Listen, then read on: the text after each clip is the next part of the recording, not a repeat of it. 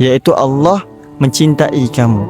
Ketika Allah Subhanahu wa taala menciptakan Nabi Adam, untuk pertama kalinya Allah Subhanahu wa taala mencipta tubuhnya dahulu.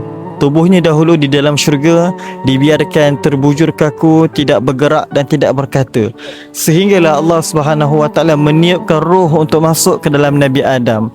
Dan roh itu akan masuk melalui kaki dan akan naik ke bahagian kepala. Ketika mana roh itu naik ke bahagian kepala, Nabi Adam AS dibersin.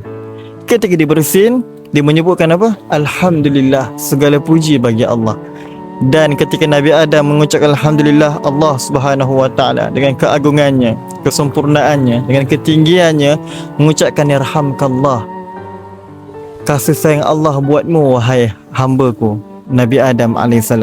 Dan ini kata ulama, ini adalah ucapan pertama zat Tuhan Allah Subhanahu wa taala kepada hamba dia, kepada yang namanya manusia, iaitu Allah mencintai kamu. Ini adalah ucapan pengenalan Tuhan yang Maha Agung terhadap hamba-Nya yang kerdil ini, yang dimulai dengan perasaan ataupun dengan ucapan cinta.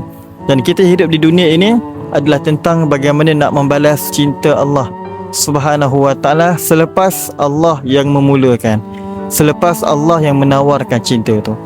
Jadi ada orang di dalam dunia ni dia mengabaikan cinta itu, dan ada orang dalam dunia ini mereka menyambut dan membalas semula cinta itu.